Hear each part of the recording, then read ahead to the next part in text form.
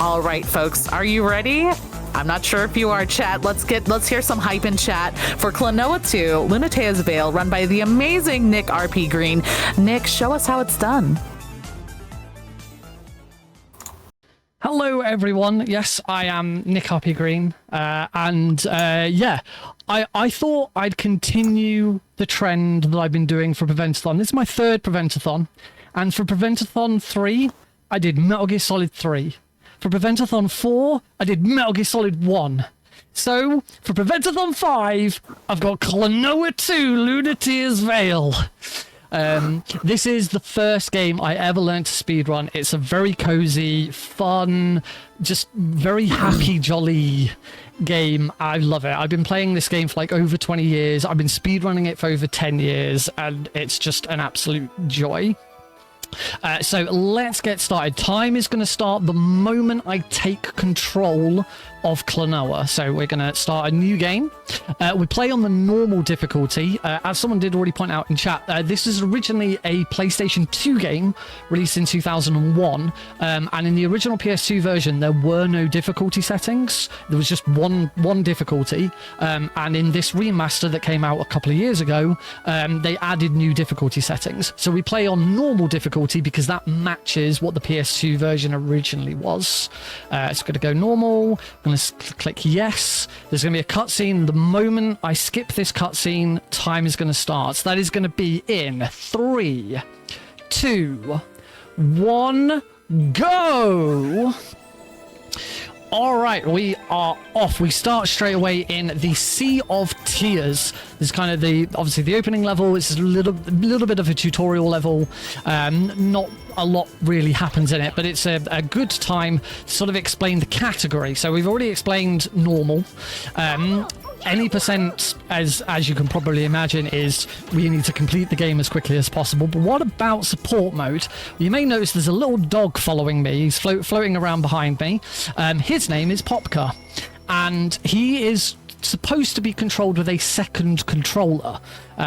Because we're on the PC version, we can use key rebindings and stuff to adjust the controller so that I have both of them on the same controller. It's really fiddly to set up, but it's really good. Back when I used to do the PS2 run, I used to have a second controller on my desk, and I have to move my little finger over it. And I get cramp and Not a nice experience. I was so happy when I heard that this remaster was being released. It's lovely. But Popka is what makes this the support mode run. He gives us a boost up in the air. We'll see it in a few seconds. We're just gonna have a little bit of a ride on a bird.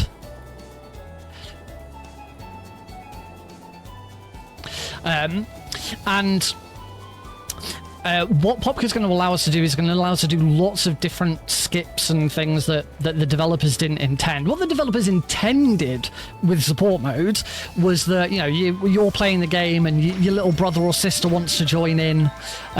So you give them the second controller, and every time you say now, you do a little boost up in the air like that. And they give you a little boost. What the developers obviously didn't intend was for speedrunners to absolutely abuse that system and do really funky stuff with it, which we will see a little bit later on. It's a bit tame as we sort of get started, but as we get into it, it's going to really rev up a little bit with how we use Popka. Interestingly, this was something that was only ever in the PS2 original. It wasn't in the PS1 game Klonoa Daughter Phantomile. It's the original Klonoa game. But when the Fantasy Reverie series remaster came out a couple of years ago, they retroactively added it to Klonoa 1 as well. So Klonoa 1, like as soon as the remaster came out, had a whole new category and a whole new tool to play with. It was quite a really interesting time for that game. We're not going to talk too much about Daughter Phantomile because we're here in Lunatea. And we move into Lalakusha. And Lalakusha is one of the best examples I can give of why I love this game so much. I mean, just look at the level, listen to the music. It is just gorgeous. And the remaster just makes everything pop so much more than the original did. Don't get me wrong, the original still looks fantastic on PlayStation 2. It's aged incredibly well, but the remaster really makes these visuals pop. And it's just an absolute delight to play. I should probably grab that Moo and break the block. You may have already determined by now that the sort of main mechanic behind this platforming game is the wind bullet. This ring that we're firing here, I'm going to just pop up there. We use it to grab enemies, and we can either throw them, we can double jump off of them, and later on we're going to encounter some more enemies that do unique things when we grab them. Like there's one that's going to give us a boost up in the air. There'll be one that acts like a helicopter. We'll see those a little bit later. So it's a very, very simple mechanic, but it's very, very effective. And it adds for some really cool puzzle elements later on in the game. We're going to use Popka here just to get over that fish. And we're about to see our first proper use of Popka to kind of break the environment a little bit. The game's in 2.5D. We can interact with the Z-axis as well. And we're going to do that right here. So I'm going to grab that Moo, I'm going to jump up in the air, I'm going to double bounce off that, and just sort of skip around the area there to beat that ledge. It's not a very long skip, that's say 5 seconds, maybe that. But there's going to be a few times where we can like get around the geometry of the level, which is a really cool use of Popka. Again, just get to take in all of the visuals. It's so nice to be running this as part of like the cozy animal block, because there's lots of lovely cute little animals. We're going to do the same sort of thing here again. I'm going to grab him, but I'm going to hold on to Popka so I can use him here. You'll see Popka does have a short cooldown, so I do need to wait. I'm going to grab that one, kill that enemy, because then another one's going to spawn and I can take him with me into the next room. And the game does encourage you to interact with the forwards and backwards as well. It's not just there for the fun of it, for the atmosphere. We do have to interact with the environment in that way as well. It's a really, really cool use of that. It's kind of, 2.5D was kind of something that was really Crash Bandicoot on the PS1 is more 3D than 2.5D, but it was still sort of along the same plane. And Klonoa was kind of this sort of unsung hero of it. It didn't get a lot of recognition. It didn't sell very well, but it reviewed very, very well. We're now going to fight our first boss. Bosses are pretty typical. We'll be in like a circular arena and we can go around the outside of it. And this is our first boss. This is Fulgur the Armor Beast. He has a massive glowing weak spot. So it's very easy to determine where he is. Now, one interesting thing about the game and the bosses is the levels have no RNG in them at all. Unless there's a mini boss in the middle of a level. The bosses are all RNG. So it's kind of really weird that we have to, everything is very cyclical, very determined when it's in a level, but as soon as we get to the bosses, it's like anything goes. Most of the time it's like where the enemy moves spawn. Got a couple more hits, gonna throw that one there. He's gonna do his final big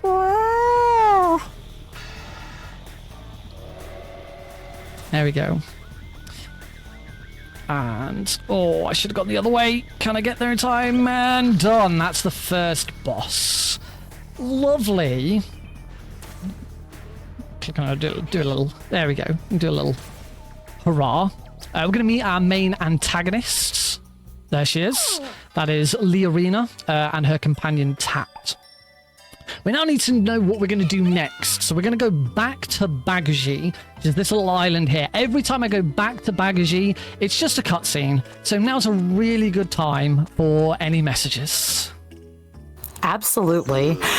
Y'all, just to remind you, we are here in support of Little Warriors, and your donations go towards some of their incredible programs, like the Prevent-It Workshop. The Prevent-It Workshop is a free workshop that educates and empowers adults to take action and help prevent and respond to child sexual abuse. The evidence-based education workshop was developed by researchers at the University of Alberta, and research shows it significantly improves attitudes, knowledge, and behavior. Individuals can attend workshops in communities across Canada where it is offered, take the workshop online via Zoom from your home or workplace, or book a facilitator to come to your location to host a workshop for your group. Learn more at https://littlewarriors.ca/prevent-it or type !prevent in chat. Lovely. So we're now in our first slider level. There's quite a few of these. We got given a choice of which level we want to do first. We got to the next kingdom, which is Joliant, the kingdom of fun, of joy. And like there's a big circus, there's a big theme park, and there's the jungle slider. But when we got there, the element that we collected after we beat the first boss got stolen by Tat, the cat that was with the Leorina. And Tat has this ability where she can split off into two halves. So a purple half ran off into one side of the park, and the white half ran off into the other section of the park. We get a choice as to which Tat we want to chase down first.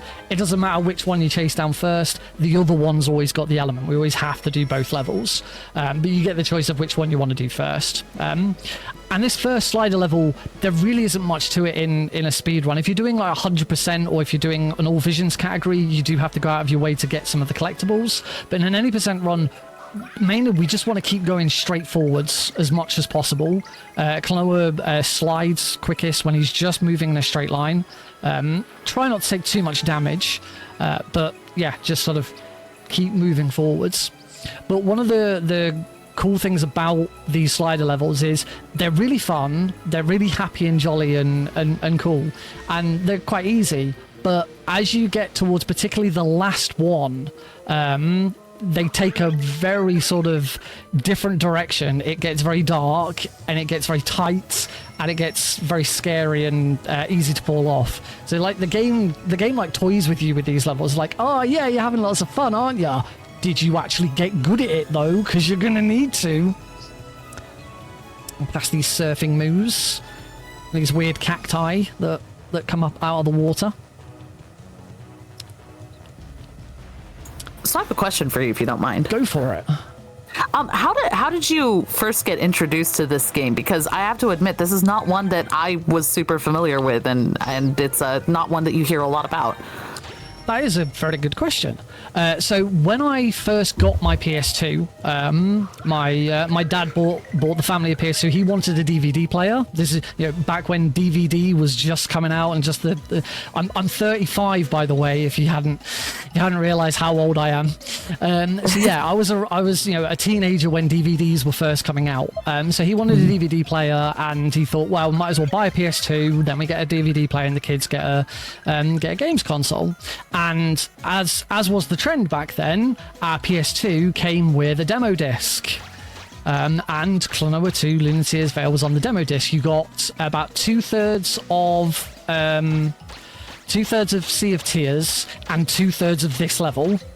There we go, got that. To play through before it timed out. And we enjoyed it. I enjoyed playing the demo. I played it a few times, but it was actually my mother who really enjoyed it, and she got a real kick out of it. So she bought the game. That's beautiful. Which was really nice. So me being here running this right now is all thanks to my mum buying this game 20 odd years ago, which is just, it's just lovely. That's so wholesome. To this day, I don't think she's ever completed it. But that doesn't matter. What matters is that you have fun, right? She did have fun with the time that she did have with it. She definitely can't play it now because I've got the original PS2 copy. There's another example of going around the level with Popka to abuse it and speed up. Jabbering now. We're introduced to switches now. We're going to start seeing a few puzzles in here. But as well as playing it for the first time, as I said at the intro, this is also the first game I ever learned to speedrun. I used to go to Lancaster University in the UK. I was, whilst I was there, president of the university's gaming society, and I helped set up 24-hour LANs. So we'd all, bring our consoles and PCs all into a seminar room for 24 hours and play, and it was great. And I went back one year after I'd already graduated, and they were doing a LAN, and they decided to put a projector on and let people do speedruns on it. I was like, I've never really done a speedrun before. I'd like to join in. What game can I think of that I've played and completed loads of times that I probably know? And this is what I decided to learn. And yeah, that's, as I say, that's going on for over 10 years ago now as well.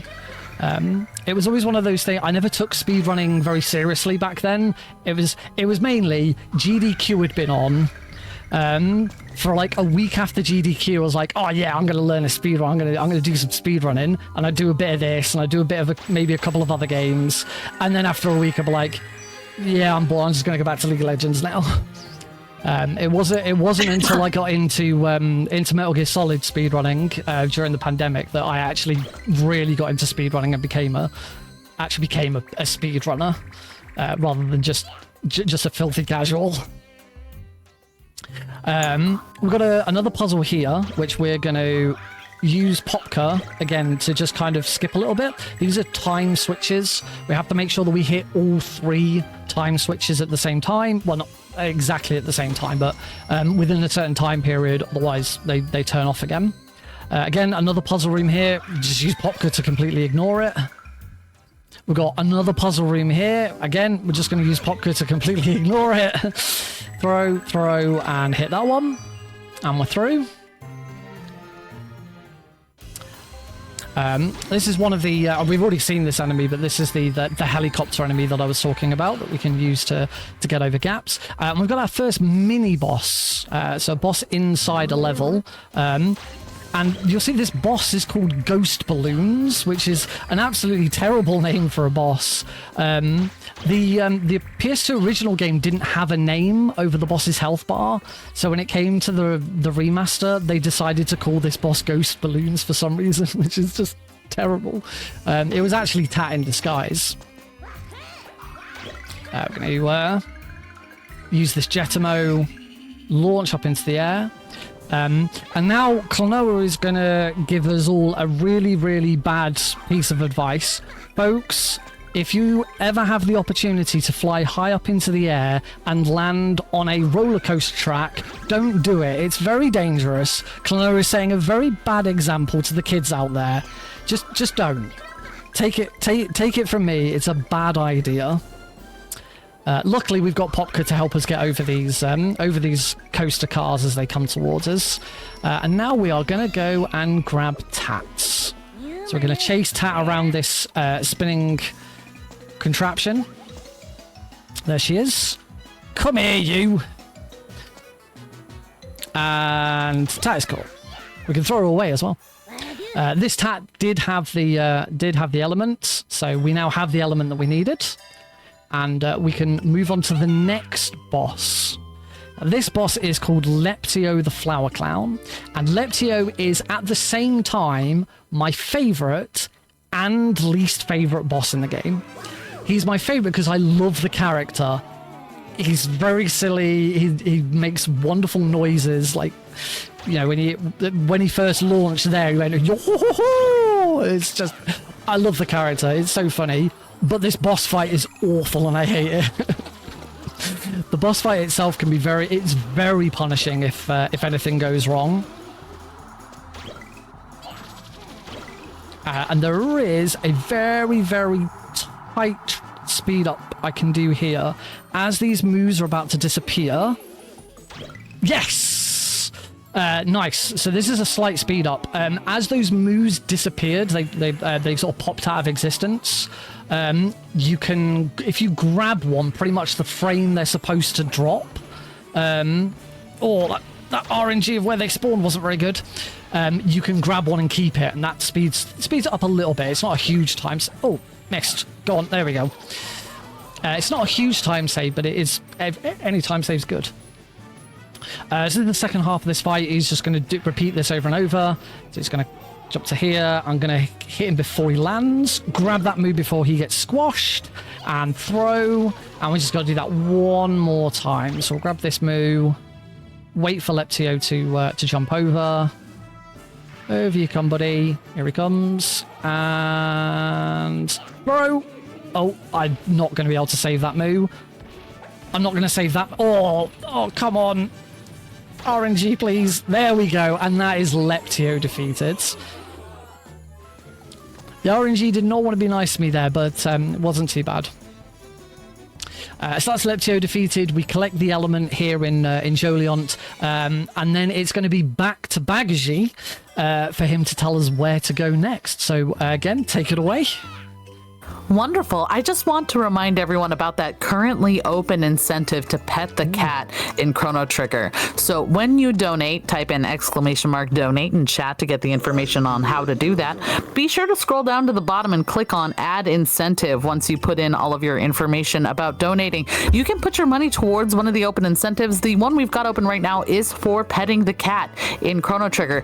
Every $10 donated, that's one pet. Currently, we've got 4 pets queued up for the cat. 4 pets is not enough pets for the cat. I don't know if you've ever met a cat. No cat I've ever met would be satisfied with 4 pets. So let's do 2 great things at once. Number 1, raise money for an incredibly important cause. Number 2, pet that cat. Yeah. My cat wouldn't be satisfied with 4 pets. So in the next kingdom, this is the kingdom of Volk. And Volk is the kingdom of war. The citizens of Volk seem to always be at war with each other, and nobody really knows how it started or why. It's been going on for so long that they've kind of forgotten what the reason for it was. Oh, I'm gonna need to grab that. And Volk City is fairly straightforward. We got an option again of which level we wanted to do first. Not because we're chasing Tat again this time, though we are going to see Tat at one point. We've arrived at Volk City at the Volk City Bell to collect the element, and Leorina has got some machine around the element, and she appears to be trying to create her own ring. Klonoa's got his own ring.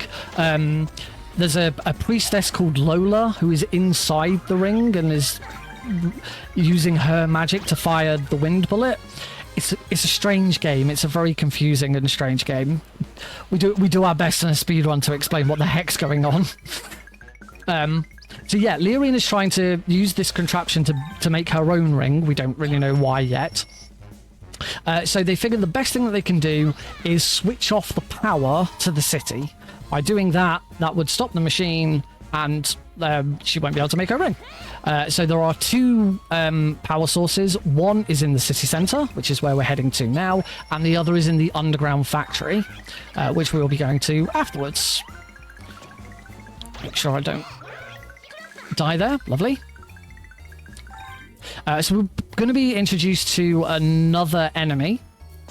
This is called the Urbil.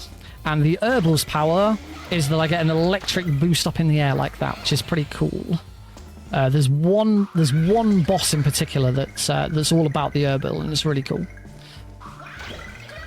Grab this Jetamo, fly up nice and high.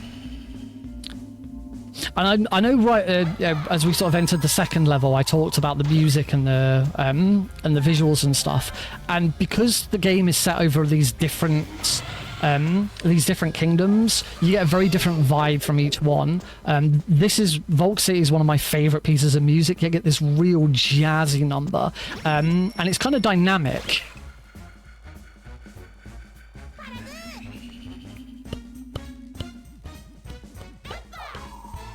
So that cue wasn't quite as good, but as Klonoa moves in and out of the sort of underground sections and the outdoor sections, the music actually dynamically changes. It gets, as when he goes outside, it becomes more elated. There's more instruments playing. It's just really cool the way that the music works in the game.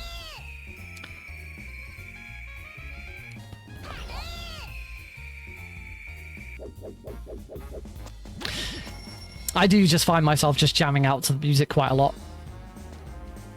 So we're going to make our way over these platforms. And we use Popka as much as possible just to keep moving forward. So like there I had to stop just for a moment so that I could drop down to that platform. If there's ever an opportunity to use Popka to avoid doing that, then that's great. And that's what we want to be aiming for. Little tornadoes get up here. And then here, rather than doing a little wiggle, you may have noticed a couple of times Klonoa does like a little floaty wiggle in the air if you hold the X button. That's a little bit slow, so any time we can use Popka to avoid that is also really useful.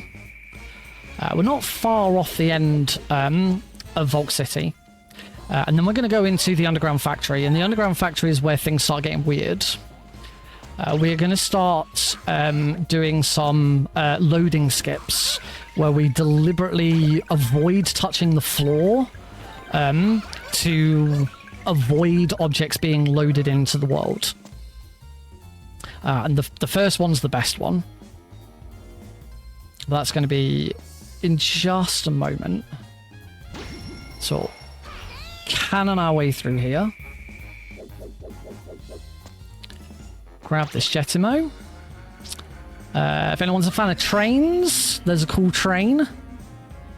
Klonoa's going to land very safely in the middle of the train. Oh, no, he's going to run along on top of the...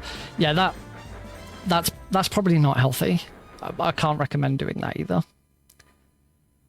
Yeah, that seems bad for your lungs. I would have thought so. Yeah, I'm not sure that that's a great idea. Cool. So we go into Underground Factory. As I say, this is where some of the glitches and cool stuff starts to happen. So I'm going to grab this move. We're going to completely ignore the platform there. So we're going to go jump, use Popka. And what I'm going to do here, so I'm going to grab one of these bees. I'm going to use the bee to get to this bounce pad. And I'm going to, there we go, do what's called a super jump. Oh, I'm going to quickly retry that. Didn't quite make it far enough over to the other side. What we're trying to do there is by not touching the floor around the bounce pad, it skips a loading trigger. And that loading trigger is for the floor. And it's, if done correctly, I will go through the floor. So I'm going to try that again. So the super bounce is performed. There we go. Hopefully that's better. That's what we're aiming for. So through the floor and land on the platform below. Lovely. Second time's not too bad. So yeah, we skip to the loading trigger for the floor to spawn and for like the camera to move around to the next area. And by doing so allows us to fall through the floor. That's about a 20 to 30 second time save, that one. We're going to do another one in this room. I'm going to grab that just to be on the safe side. Where we're going, we don't need floors. We don't. We're introduced to the Boomy. Boomies explode after a short amount of time. Going to throw that one through. Oh, that's probably going to be too. That's going to be too slow. Yeah. All right, we'll just do this the normal way. Just got to wait for him to explode. Open the door. It's going to be this one. So this one, we're going to hop up here. We're going to jump. We're going to use Popka again. And that has despawned a door. There's supposed to be a door in that doorway, and we're supposed to use the cannon, go over to the other side of the room. There'll be a key, grab the key, come back to the other side of the room, and then open the door. But by avoiding the floor before there, it skips the trigger for the door to spawn, and so we can just go through the door without the door being there, which is really handy. There are a couple of other instances of that later on, but I think those are the major ones here. There's two different coloured boomies. There's a white one and a red one. The red ones take longer to explode. And one thing with the remake, it's not obvious when they're about to explode. On the PS2 version, they glowed and like flashed really, really brightly to show you they were about to explode, and you don't see it on the remaster as well, which is a bit meh. But it's alright, we know. We've got another little trick coming up here. We shouldn't be able to come through that gap with this Moo, but by using the analog stick and the D-pad at the same time, I can force Klonoa to go through it, and just means we get under that. Normally you would be expected to grab that Moo over and over again, and sort of bounce off of it, throw it down, break the block, go back, do it second time, do it third time. But yeah, for some reason, just using both the analog stick and the D-pad at the same time sort of shuffles Klonoa forwards, and that allows you to take a Moo through a tight gap. You can do that through any gap in the game, but that's the only time it's ever useful. I don't believe anyone's ever found another use for that trick. There are times where it could be useful, but you can't take one through a loading zone, which is the bad bit. There's one trick in particular that would be really good if you could take it through a loading zone, but you can't. Or at least you haven't found a way yet. Yes, we haven't found a way to do it yet. We've got our next mini boss. This is Super Tatbot. I like to think that Super Tatbot is deliberately named after Super Tazbot from GDQ, but I've got no evidence to prove that. I just like the idea. So like Super Tazbot's evil cat brother. Yes.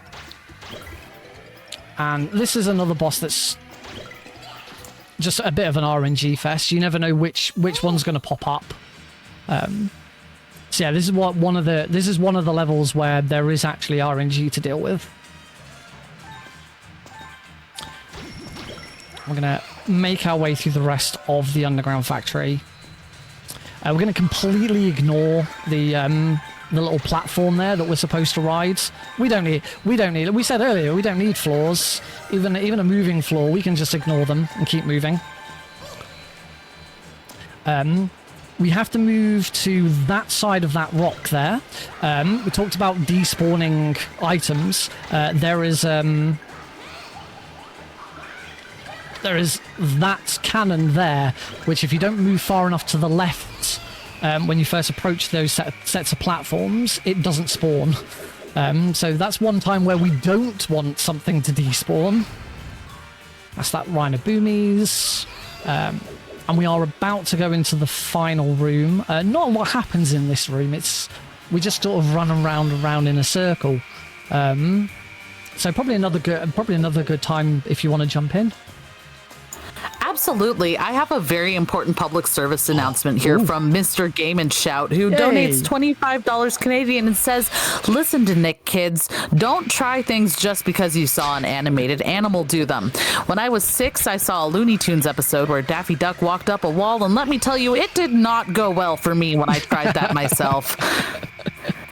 Donation goes to Babs's choice, and of course my choice is to pet that cat. I've got a cat myself. His name is Willow. He may act more like a dog than a cat most of the time, but I believe in cat pets. So tell me about your cats and donations, chat. I want to hear about your pets, whether they're cats or dogs or lizards, whatever good animals you have. I want to hear about them. We have our next boss here. And I should note at the end of this boss there will be an explosion with a white light. So there's a flashing light warning for the end of this boss. But it's this one again. The bosses are RNG, but this one you can pretty much manipulate it as long as you keep moving in the same direction. But it's really cool that this boss is very different. We're not throwing things directly at him, we're flying above him and throwing them down. He's now going to come forwards like with his big tires. Again, we just bounce up in the air, throw, which means he's going to go that way. I like to make sure I go the opposite way. And then another hit there, and then he's going to go back into the background with his big tires. One more hit and that'll be it. It's a very, very fast boss, this one. I have a question for you, though. Is there a lore reason why you appear to be in some kind of like legislative chamber? This is Volk City Hall. So this is where the sort of central bell is kept. And we need to ring the bell to get the element. And lore reasons. For some reason, I thought maybe the tank was giving a speech of some kind. That would be pretty cool. It doesn't have much of a vocabulary, but it'd be interesting to hear all the boops and whistles. So we've returned to Volk City. It's now called Vulcan Inferno, and this is another thing that the game does quite a few times, is it repeats levels. However, every time you go back to a level, something changes about it. So as you can already see in Vulcan Inferno, everything's now on fire. The reason for this is shutting down you may have seen on the world map that there was what appeared to be a nuclear cooling tower in the background. Well, funnily enough, removing the power from the city has also removed any safeguards of preventing a meltdown. So the entire city is now on fire, and we have to run through the city again and turn the power back on so that, as I say, it doesn't cause a horrific meltdown. So yeah, the level's on fire. Even outside, you can see everything's on fire. But the level still has one more gimmick for us, which makes it very different from its original outing. Remember that tank? Yeah, it's not dead. And now we have to run. The tank is just going to chase us down with its big old laser. But because we've got Popka, we can skip a lot of the obstacles and a lot of the things to just get through this very quickly. We are never in any danger from the tank. Hop up there. Hopefully Klonoa hits that bounce pad. And again, that's a scripted jump for the tank. Keep moving. So we get nice and far ahead of it. It is an instant death if you get hit by the tank.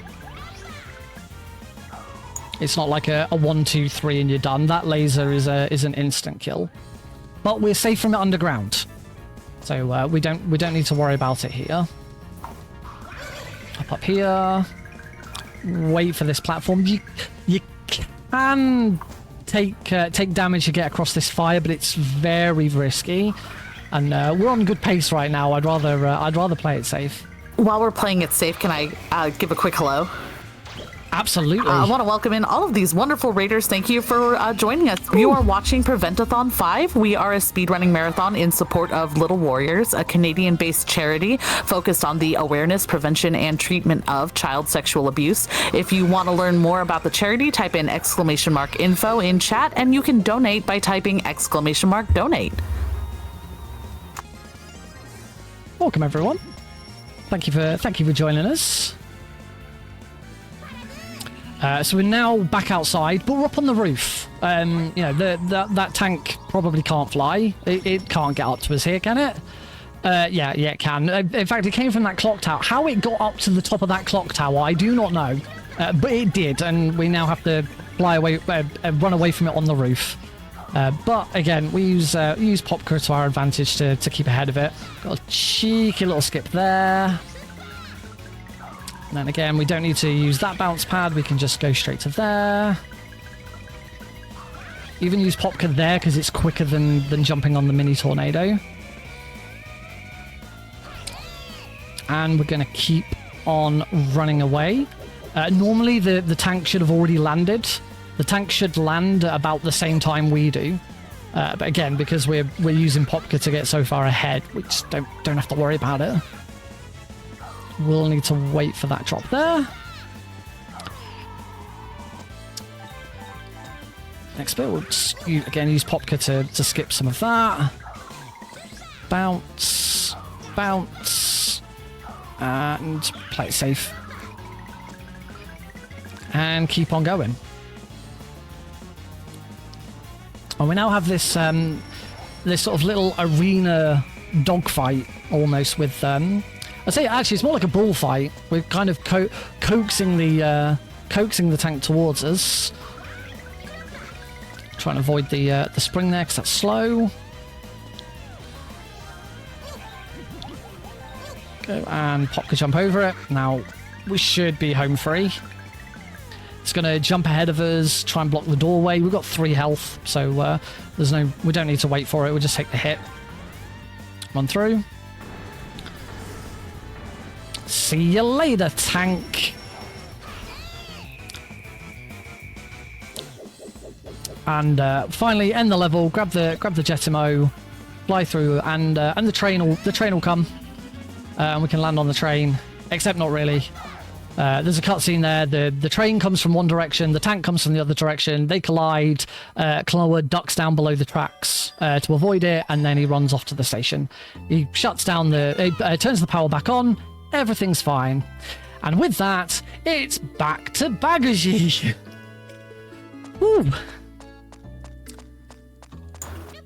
Oh, with that, I suppose it's time to remind people a little bit more, give you a little bit more information about Little Warriors. Little Warriors was granted charitable status in February 2007 and opened its doors on March 5th, 2008. Since that time, a team of dedicated volunteers and staff have worked to create an action-based charitable organization to bring awareness, offer prevention, education, and treatment for children, adolescents, and families who have experienced child sexual abuse. And all of your donations are going to Little Warriors and their incredible programs that are so deeply important. Type in !donate to get your donations in. We have an open incentive to pet the cat in our next game, Chrono Trigger, and I would love to see more cat pets. Tell me about your pets at home that you would love to be having the cat petted in honor of. I have my cat Eli on my stream shirt. The mascot of my stream. He's not in here. He does sometimes like to lie on the bed behind me, but he's not here at the moment. We're going to be introduced to a really cool puzzle enemy. This is called the Liquori. And it has 3 color stages, and we increase its color stage by throwing it at other enemies. So we just did a yellow one. So throw it at one enemy, it turns yellow. So we're going to grab this one. There's a blue gem there, and you can probably guess that it's going to turn blue after a second enemy. There's going to be one more stage, and I'll let you guess which color it will turn after 3. It's probably not too difficult to guess. Oh, you don't need to guess because there's a red gem right there. Again, we use that. And we are now going to do the biggest skip in the game. This is called the Ishrazark engine skip. There's a ledge up there and a switch, and we want to get that. So what I'm going to do is I'm going to Popka jump over to... No, it's going to fail. Yep. Usually fails on the first time. On a repeat, the move's in a slightly different position. 1, 2, and Popka jump. Perfect. There we go.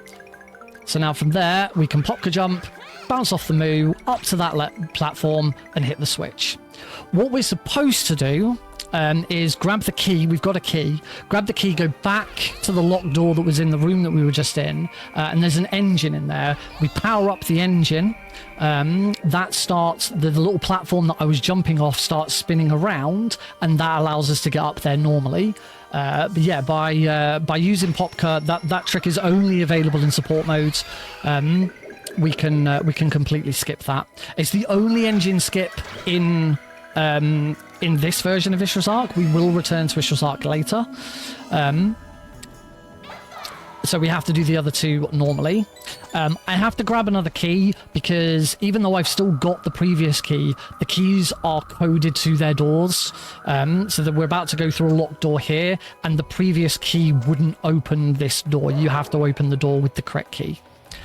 So now we're going to get to see what's actually happening with the doors and with the engines. Go. So there's the engine. It's got a red glow. So that means we have to throw a red Liquori into it. So 3 Liquoris. There we go. That now powers the engine. And you can see that platform is now spinning. And now we can use that platform to get up, grab what we need, and then there'll be another switch to switch on the engine. Let's say there's the process power the engine and then switch it on. So we go back to here. grab our Jetimo. And a slight optimization that I only learned about on Tuesday is dropping to there, because that causes all of the enemies in the area to be at the right position. So I want to throw that... Oh, I missed the moo. It went over the moo's head. Just wait. Grab that again. That's better. We use Popka's jump up here, grab that moo, and throw it at that enemy there. The game obviously wants you to do that flying moo there, but it's a bit of a pain, so it's easier to do that one. We're going to get across this gap. We're going to be very careful getting across that gap. If you jump straight up in the air and use Popka, Klonoa will collide with the ceiling, and you'll instantly fall into the water below, and that's a really bad. That takes you all the way back to the engine again. That's a really bad miss. Don't like that. Let's move our way through to the third engine. The third engine is quite long because we have to do this sort of really long circular route. There's the door into the engine. But we have to do this really sort of long-winded route around the whole place in order to get the key and then come back again. Fly up to here. I talked about the difficulty settings right at the start, just as we were selecting the difficulty setting. There is an exclusive skip here on the easy difficulty. Easy difficulty gives you 15 health, unlimited lives, but also your wind bullets range is increased. And on easy difficulty, you can grab that flying moo, and that allows you to skip this end bit here. You don't have to grab the key, you don't have to get in this cannon, you can use Popka and that moo to get up to... you can see the final switch. As soon as I hit that switch, that's the end of the level. But this isn't easy difficulty, we have to go all the way round. And sort of do a bit of backtracking, but things will be a little bit different on the way round because the engine's on, so everything's sort of moving and spinning and more difficult to get around. Go on, Klonoa, go in the door. Oh, there we go. What's the difference with the hardest difficulty? What changes for that? On hard, you start with one life only, so you can only die once. There are no extra lives just lying around. You may at times notice in this run there'll be a coin lying around. That's an extra life. There are no coins just lying around. There's some hidden ones. And if you collect 100 dream stones, you get an extra life. But yeah, it's much harder to get lives. But the biggest difference is you have one hit point. It's instant life lost if you take any damage whatsoever. So for example, the engine 1 skip that we did earlier, where I damage abused off that flying moo to wait for Popka's reset, that's not doable on hard mode because you can't take that damage abuse. I'm gonna get this clock because sometimes I never quite know the most optimal way of getting over these, and quite often I'll just sort of go for something and then I'll just take a hit.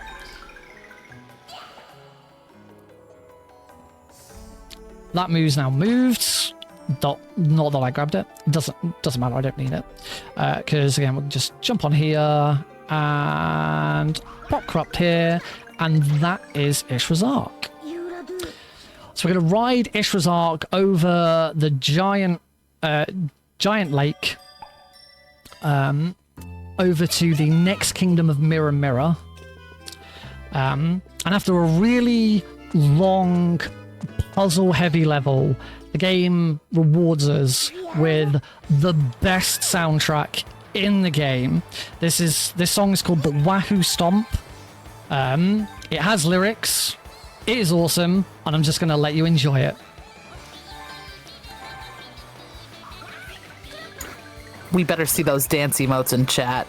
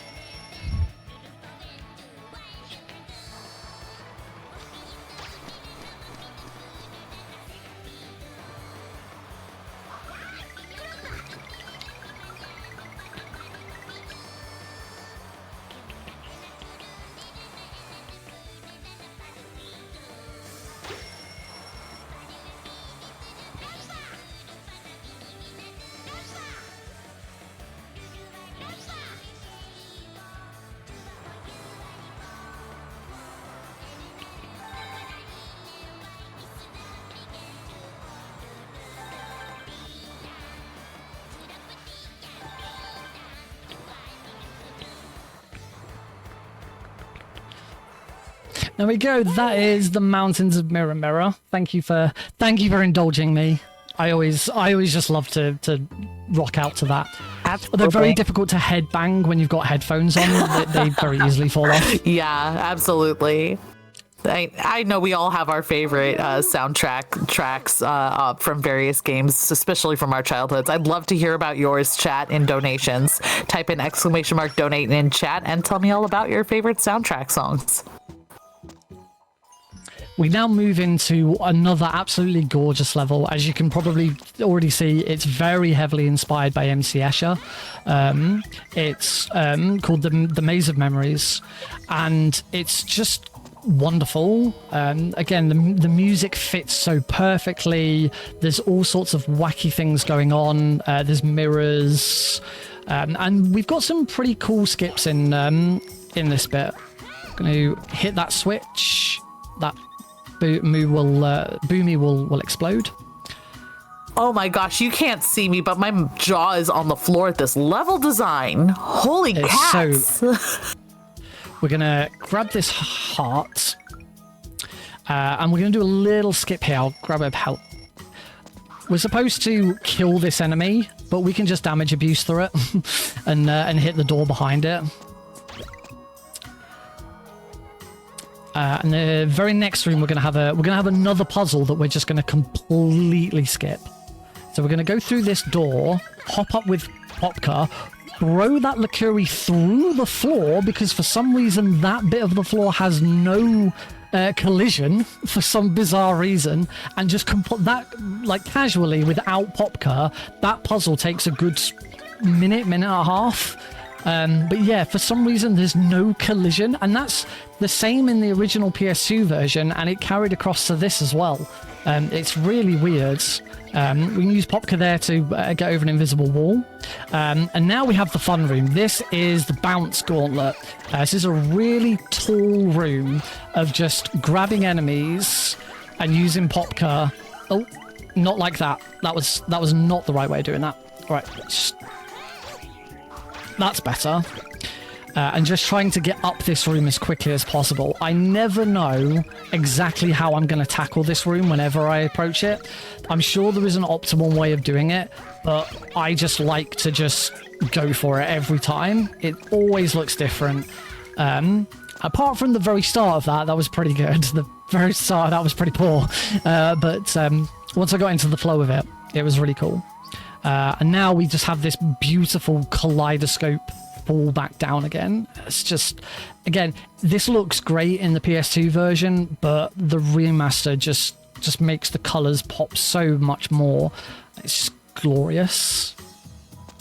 And sadly, we're moving into the final puzzle for this room. This we don't stick around in this level for very long. We've got this really big, wide open space. We're going to go into each of the different rooms and grab these enemies and use them in different ways. Popka does give us a slight time save in here as well. So we're going to take this Boomy. We're going to take the Boomy through to the Herbo room, throw the Boomy at that block, leave the room, go back in the room, and the Boomy will have now exploded. It's quicker than waiting for the Boomy to explode. But the other thing that I haven't really talked about yet is we time this in speedruns by IGT. You'll notice I have a timer in the bottom right. That's in-game. That's an in-game timer. And that in-game timer only ticks when you are in control of Klonoa. So whenever I go through a door, it pauses. So going into and out of that door, rather than waiting for that Boomy, is a lot faster. Popka there lets us skip that bit, and now we just head to the door.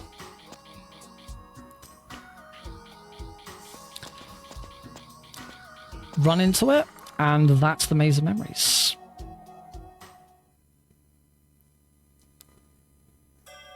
And we got our next boss, and this boss is really cool. This is the only dedicated slider boss. We are going to be fighting this boss whilst on our snowboards. This is Prevent-A the hatchling. So it's a big egg, and we're going to smash the big egg. We've been talking a lot about, you know, sort of being very cozy with animals and petting and stuff like that. We're now gonna smash an egg. Yeah, this whole thing took a bit of a turn. But it's all right. He's mean and he's a boss. And he's stuck we have in to the do egg. it. We got to get him out. We have got to get him out. Yeah, we're helping. Klonoa is just doing his civic duty. Let's give him another. You can see that the egg is cracking. Let's got one more spin through this, and then we'll move on to phase 2 of the fight. Phase 2, there's a big RNG moment towards the end of phase 2, which kind of determines whether this is a fast fight or a slow fight. So in phase 2, he's now hatched. We are now fighting a baby bird. Yeah, it's still not that great. But what's going to happen this time is, as we approach him, instead of bashing into him, he's going to spawn a bunch of surfing moos. And we need to grab them and throw them at him. I need to grab every single one and throw them back to get this done in one phase. And there's a lot of RNG with how these moos spawn, and that's perfect. Lovely. The RNG was very nice to me. Those moves all stacked up together very nicely. They came at a really good rate, and that's a nice fast Palante. If you miss any of those moves, then the phase resets. You slow right back down, and you just have to speed back up again and go through it again. It's back to Bagagy again. I also love how those moos had little toques on their head to keep them warm while they were snowboarding. That trick of getting it all done in one go, when I first started learning the run, I couldn't do it. Every time I did it, it'd always take me multiple phases, and I just couldn't get it right. I mentioned earlier when talking about learning the speedrun, it was for an event where I was going to show it off on in front of my old gaming society on a projector. The first time I ever got that trick right was during that showcase. I was so pleased. It was such a cool moment. It was kind of like my first real sort of I nailed it speedrun moments. It was wonderful. We are now back in Lalakusha. You may remember this. This was the second level of the game. It's now Noxious Lalakusha. The reason for that is that when we got to the element, the bell, after the boss fight, we found that Liarina had got there first. She had successfully built her new ring, and she used her ring to ring the bell instead, which isn't something she's supposed to be able to do. In the lore of the game, only priestesses should be able to wield rings and use them, and Liarina's not a priestess, right? That's a pretty obvious answer to that. And we are going to go all the way through Noxious Lalakusha to get that answer, and be greeted with 5 cutscenes to skip. I'm going to grab this move. We've got another little trick that we can do here. This is going to be our first intentional death of the run. What we're going to do is we're going to take this moo. We're going to throw the moo. I'm going to move past him. Throw the moo over to the other side of the room. Oh, I just missed. It's okay. We have a backup. Grab this Lakuri. Same again. Lovely. Throw it at that clock. So those clocks are checkpoints if you hadn't already gathered. Throw it at that clock on the other side of the room. Run back out here. Drown. And we respawn at the clock. We can do the exact same trick that we did the first time round to skip going over to the left. And then we do need to use this Lakuri to get past this worm. There we go. And back outside again. So yeah, because Liarina rang the bell, it kind of the world doesn't like that she's evil, and the world's reacted badly to her ringing the bell. So Lalakusha's in this weird state where everything in here is horrible. We have a health meter. We have an oxygen meter at this point. We can completely skip all of that room with Popka, which is really nice because that's a really annoying area of the game. And make our way back up here. Somehow one of the pillars has come back, so we do have to take a move around, break this pillar again.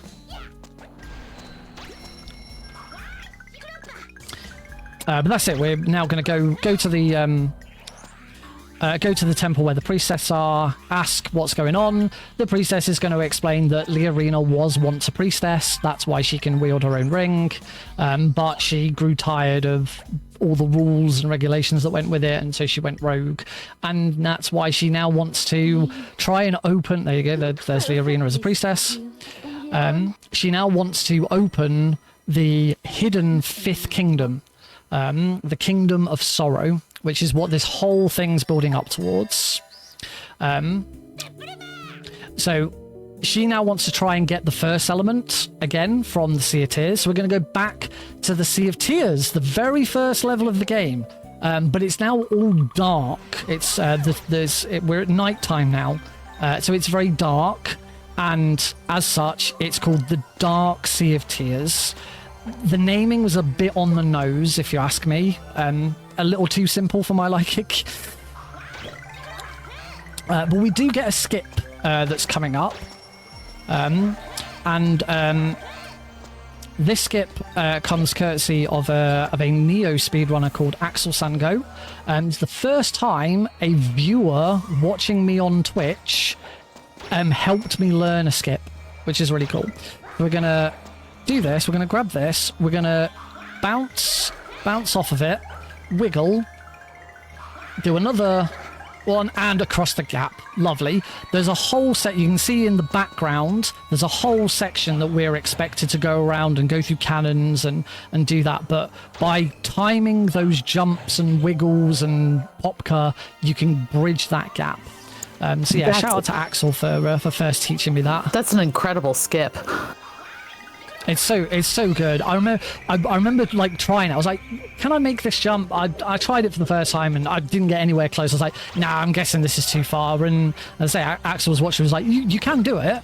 And he sort of talked me through it and said, this is what you should do. All in text chat. Like, he didn't jump into the stream or anything, just all through text chat, little bits of advice, and I nailed it.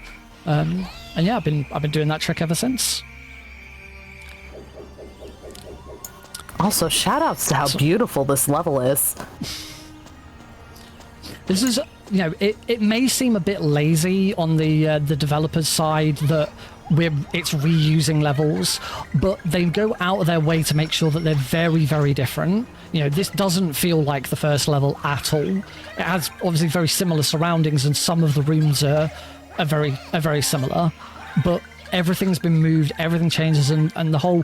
There is a gimmick to this level as well, which you don't really see. There's these like halo...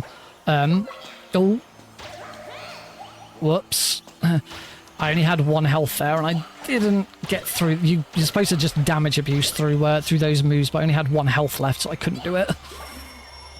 So these those halo-like creatures that I'm hitting, they surround Klonoa with light. You can see that he's got this glow around him. If you don't collect those, then eventually this blue dot darkness kind of creeps in and starts to attack you. So you just need to make sure that you keep the light on. You can sort of see the blue specks sort of flying around. But obviously, because we're speedrunning, we're never in any danger, so you don't really see it happen. But we're gonna race to the first bell. Unfortunately, we're gonna get there too late. Leorina has arrived. She's gonna ring the bell. There she is. She rings the bell and opens the doorway to the fifth kingdom, the Kingdom of Sorrow. And in doing so, drains the Sea of Tears. So we move on to our next slider level, the Empty Sea of Tears. And I really love the music in this level as well, because as I said when we first did Jungle Slider, I said about the fact that they're very easy, they're a lot of fun, it's very jolly and happy. But we get to this point in the game, everything's gone wrong. We failed in our mission. We were supposed to stop Leorina from doing any of this, and we failed miserably. So now we are riding through a drain sea. The difficulty of the slider level has upped. We can easily fall off the side, and the motif in this piece of music is actually Klonoa's theme. You'll hear this regular do do do do do do do do do do do do. That's Klonoa's motif. So we sort of get to this point in the game, and the game's now telling us, okay, you gotta get serious now. Things are wrong. You've got to be a hero.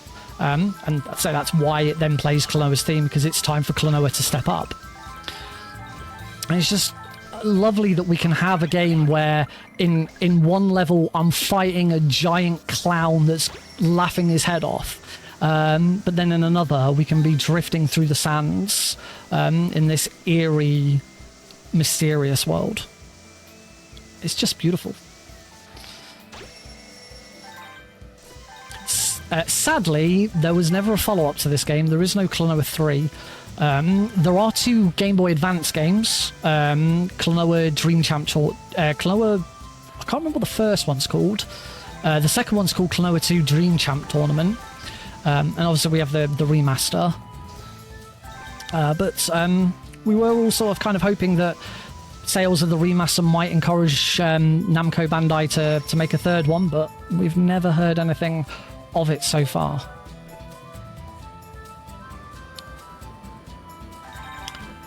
So as we're just sort of going to fly through the rest of this level, now's probably a good time for any more messages. Absolutely. I just want to encourage chat. If you're loving the vibes, I want to encourage you to come join our supportive community and find out when we are prepping for future events by joining the Prevent-A-Thon Discord. You can type !Discord in chat to get an invitation link right now. And also, while we appreciate every donation towards Little Warriors, it's super important, we also appreciate spreading the word of this worthy cause. If you're on social media, you can also help out by sharing our social media posts and getting the word out about this event and Little Warriors. Type !Socials in chat to get the links to Prevent-A-Thon social media. Just about coming to the end of this level. We've got 3 statues that are going to fall down, and it's really weird how their hitboxes work. I actually really struggle with the end of this level on hard difficulty, because you can't take any damage at all on hard. And getting past all 3 of those, in fact there were four statues, getting past all 4 of them without taking damage is quite difficult.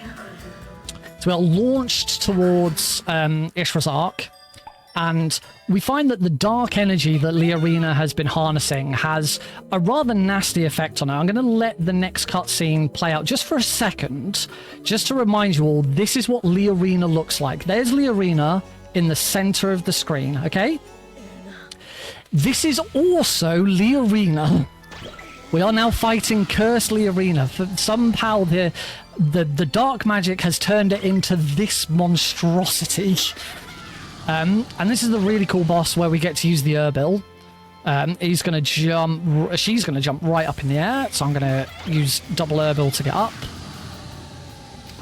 And I need to run and find the next one. I'm not going to get to her in time, so I'm going to let her jump at me. Another blast. She's got one more, and then we go into the next phase. I'm going to let her jump again. There we go. If the RNG is right, you can hit her before she jumps, but I wasn't feeling comfortable with any of those. So now we go into this little mini phase where she sort of crawls around underneath, and we just bash these blocks down at her. One more hit. And we now go into phase 3.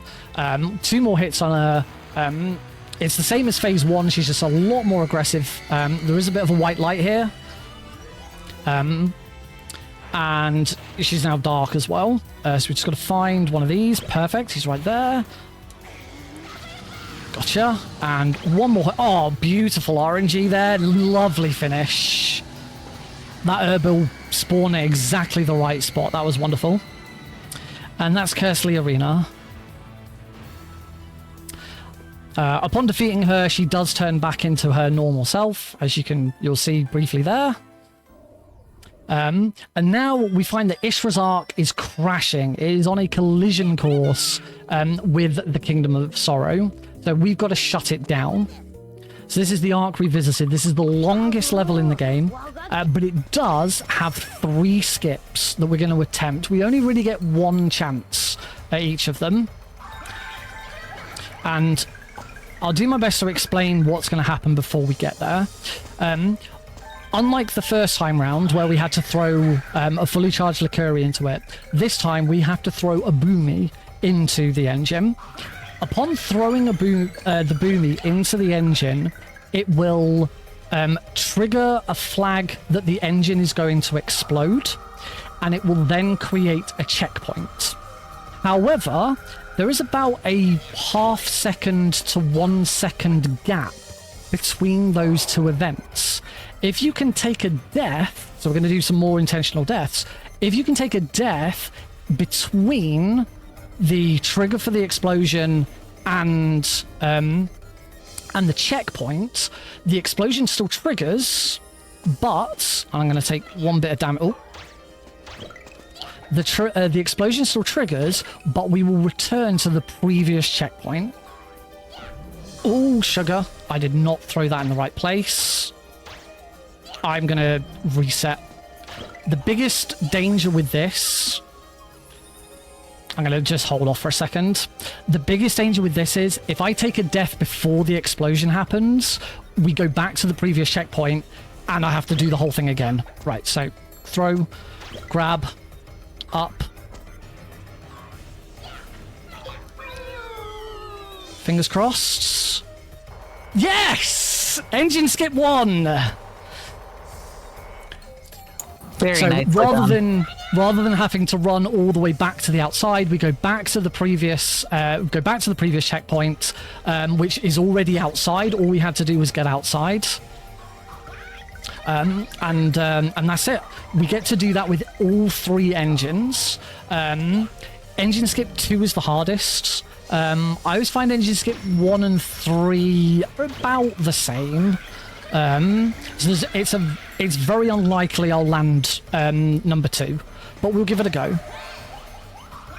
I'm going to play this safe and just stay on that. Chat, send your positive vibes for Engine Skip 2, I believe.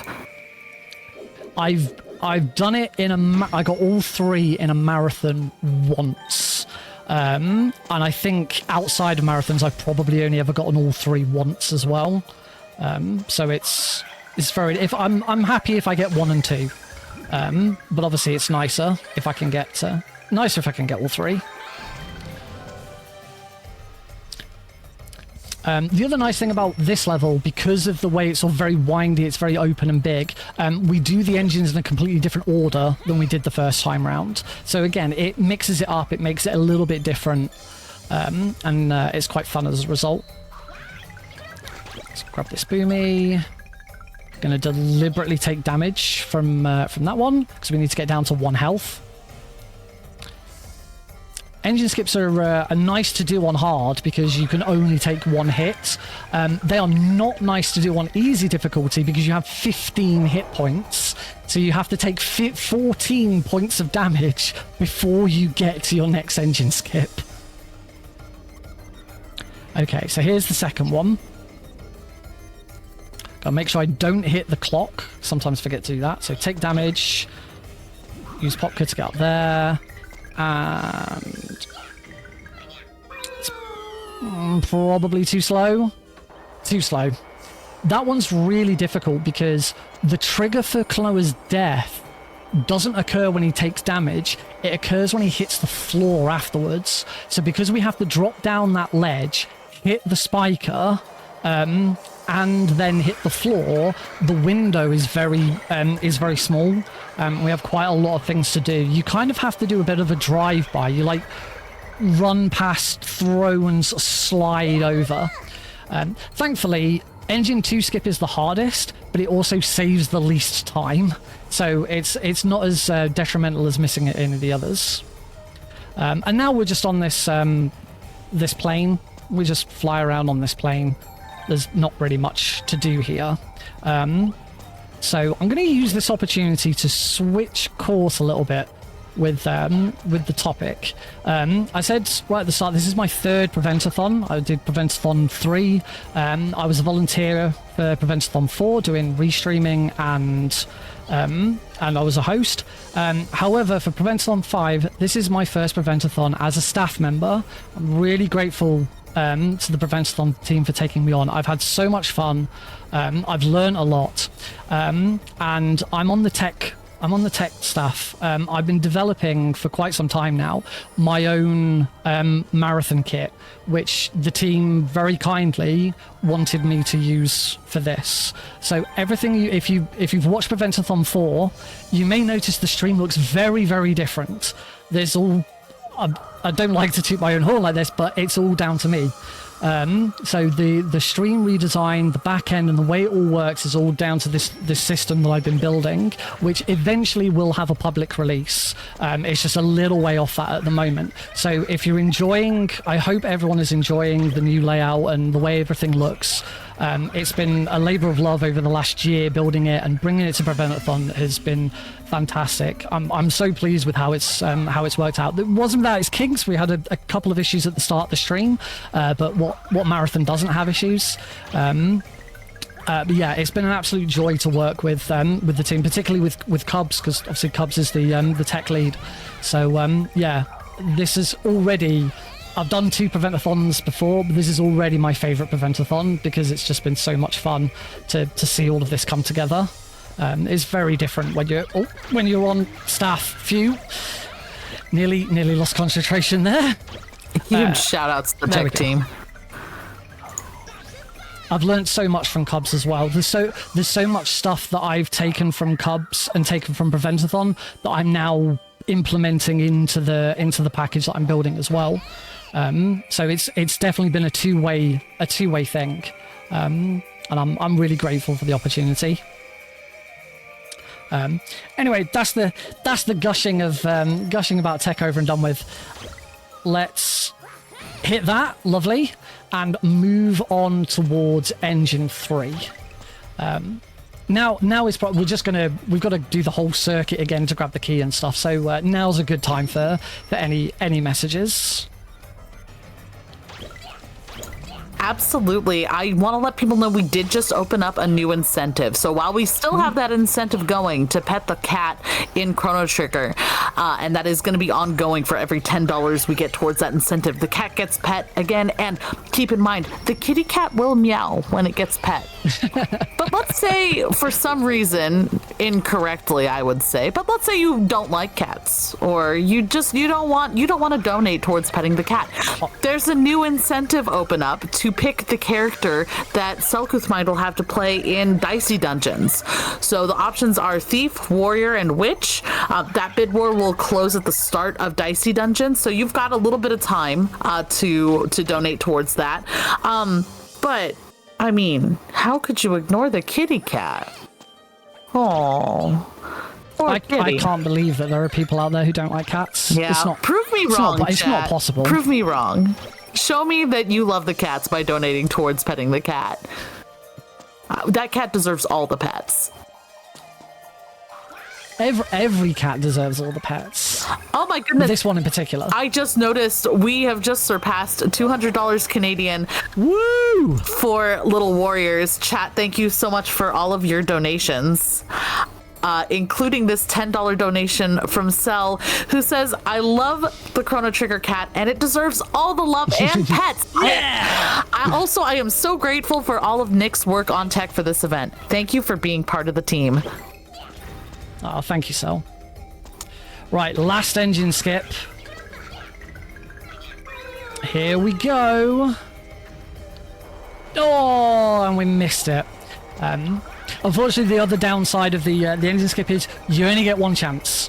Well, you get one chance if you get it wrong that way. If you get it wrong the other way, where you die before the explosion happens, you do get another chance, but you go back to the previous checkpoint and have to do the whole thing all over again. Luckily, it's not that far away. Engine skip 1 is definitely the biggest time save. But yeah, we are done with this very, very long level. That's it. Ishra's Arc Revisited is complete. So we stopped Ishra's Arc. It's no longer on its collision course, but now we can travel into the Kingdom of Sorrow. And we are now moving into this is the final standard level of the game. We've got this level, we've got a slider level, and then we've got the final boss. And I love the Kingdom of Sorrow because of the way it feels. It's very sorrowful, obviously, with a name like the Kingdom of Sorrow, you would think so. But, oh, not doing a very good job of grabbing this Jetamo. There we go. But I've always felt with this level that this is a relatively long speed run, particularly more so if you're doing the PS2 run, because loading times are a lot longer. So by this point on the PS2, we're probably an extra 20 minutes to get to this point. So it's been a bit of a slog. A lot's happened, and we then get this level, which is, say, very long. It throws every puzzle type at you, and the music, it's almost like a bit of a march, this sort of beat of go on, keep going, you can hear it.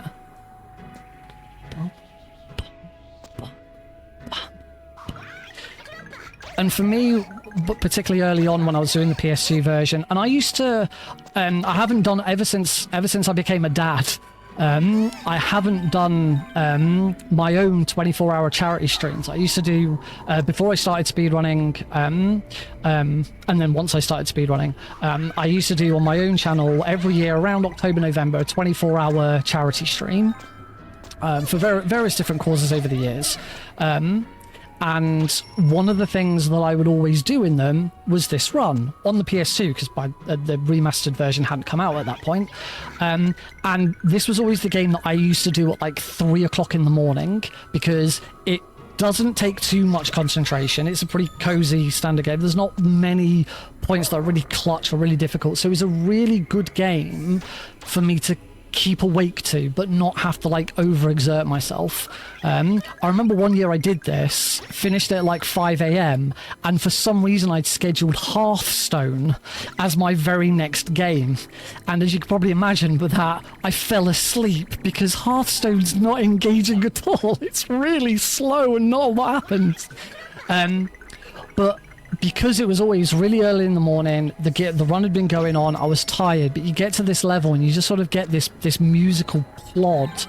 It always kind of gave me that sense of, come on, Nick, you do it, you're nearly there, just a little bit more. And yeah, as this game, I have a lot of feelings with this game. It's a very personal game for me, and it's why I love showcasing it. There are some fantastic runners of this game. The Klonoa community is wonderful. I don't spend as much time in there as I really should, but they're a wonderful bunch. So if you are interested in any of the Klonoa games, highly recommend joining the Klonoa Discord server. The Fantasy Reverie series is easy enough to pick up now. The game's very accessible. Lovely, I got that moo.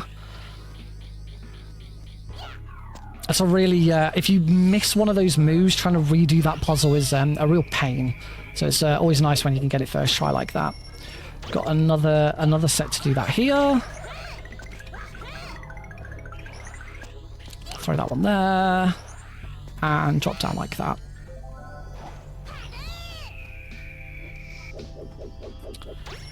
So yeah, I'd say highly recommended. The other, oh, that was badly timed. Let's just grab that and try that again. The other thing that I've contributed to this game is I helped write the auto splitter for it, because the game is made in the remaster was made in Unity. Unity auto splitters are a bit difficult, but we got some help from the auto splitting community. A guy named Eros sort of worked out the pulling through of Unity locations for all of the different things that we'd need, and then myself and another Klonoa runner called the Demented Salad actually worked on the logic. Demented Salad wrote the Klonoa 1 auto splitter side, and I wrote the Klonoa 2 auto splitter side. It's one auto splitter that works for both games because it's all one executable for both games. And that was really fun. I quite enjoyed making auto splitters. They're hard work. I've made one for this. I've made one for Metal Gear Solid Ghost Babel, which is the Game Boy game. And I've made a couple for Unepic games. Pampas and Celine and Mini Ghost.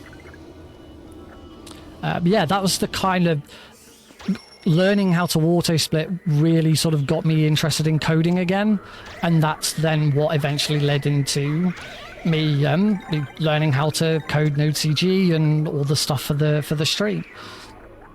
It's all transferable skills. You'll always find some use for them.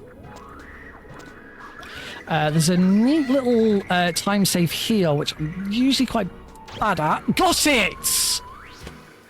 Nice.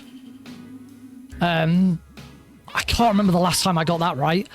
So that Jetimo, when it spawns, it flies quite high up into the air. You're supposed to use a combination of grab one enemy, hop up, grab the helicopter, use the helicopter to fly right up, and then grab the Jetimo. But if you time your wind bullet... Oh, hang on. 1, 2, 3. Lovely. That's one of my favorite skips in the game. The really cool little hop up and jump to get to there. Yeah, if you with the previous trick that I did, if you time your shot correctly, you can grab the Jetimo as it comes out of the portal and completely ignore having to like get to it. Oh, can I get through without getting hit? Nice. And we have got one more. Come on. Helicopter took ages to spawn. We've got one more skip in the very last room, which I only really... I've been trying it for a little while, but I got some advice on Tuesday on a better way of doing it, and it's here. Let's see if I can get this right.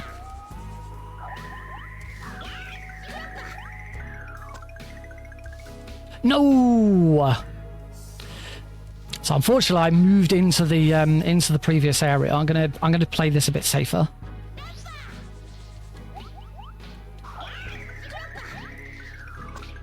I'm gonna wait for Popka. There we go, and that's the end of the level. That's a really cool trick to just skip the last room. Basically, the loading trigger for the end cutscene kind of wraps around the room. So by using Popka to get up onto that ledge and getting over to the other side of it, you kind of wrap around to the back of the room and hit the loading trigger for the end of the level on the other side. That might be the first time I've ever actually pulled that off in a marathon, because as I say, I've known about that trick for a long time, but I've not been very good at it. But someone jumped into my stream on Tuesday and gave me a bit of advice on how to land it, and it's just a little bit of a wait was all I needed. We're now on the Forgotten Path. This is the final level before the final boss, so we are very, very close to being done. And this is what I was talking about with this level really sort of makes you go, I hope you were paying attention and actually trying to get good at those slider levels, because now we're going to throw these really thin, winding platforms at you. We do have Popka for some of it, so if we do fall off the side, we can quickly use Popka to recover. However, we won't have him for this next room. We've got this really big, spinning, swirling room where it's quite easy to fall off, so we do have to be a little bit careful. I am holding up at all times whilst on the board, because that makes Klonoa move a little bit faster. So little turns. Wind around this way, and then wind around that way. And it's going to be a jarring turn right there, and another jarring turn right there. This is so That's tricky. a nasty I love Muppet it. doll to try and grab. And you don't actually get hurt by those spikers. Their hitboxes are a bit weird.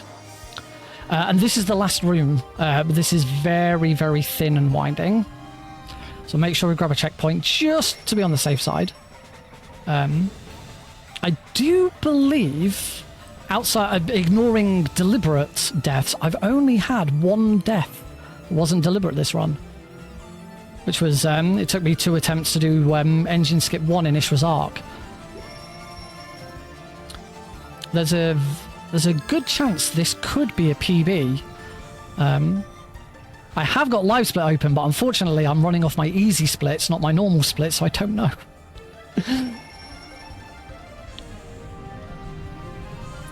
But yeah, just one last little path around this winding bit.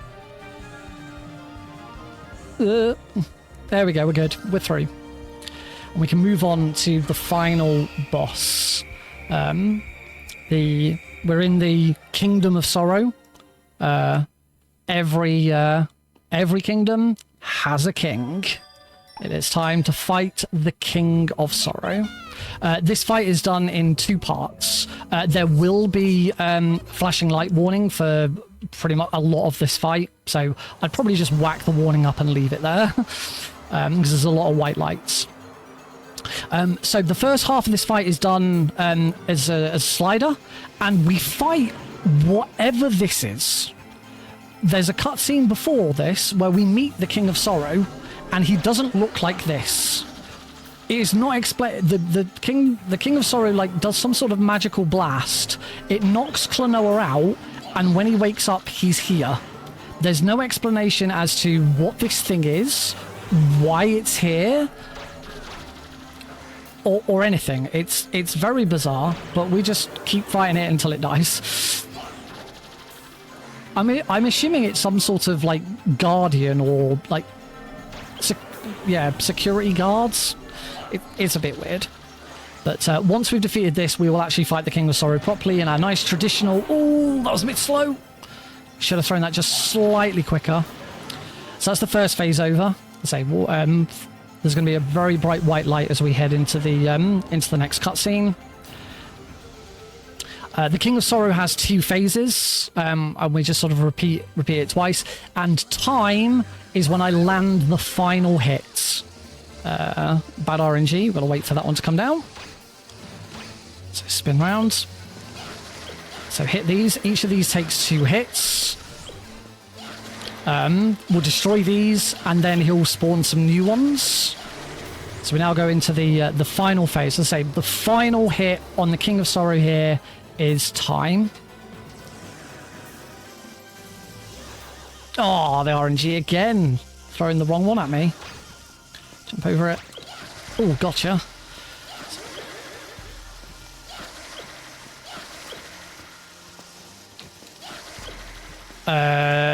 See the 1 or 2 more hits?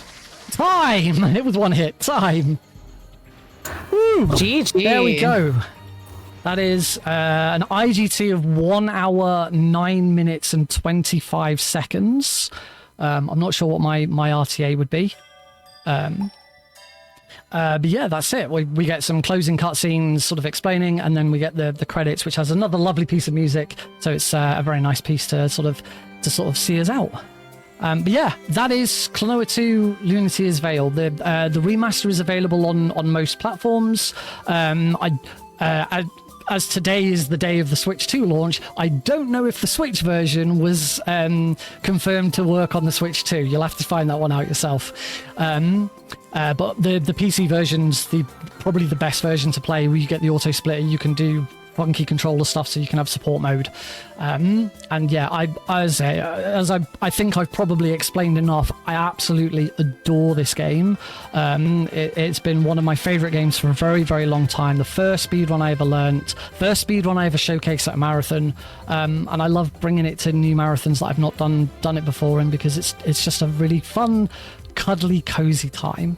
If you've enjoyed watching me and you want to see more from me, you can catch me every Tuesday, every Thursday at twitch.tv/NickRPGreen. You can also check out maybe Discord, Blue Sky, stuff like that. If you're interested, I said that the package that I've sort of built into this Speedrun Tools UK is getting a public release eventually.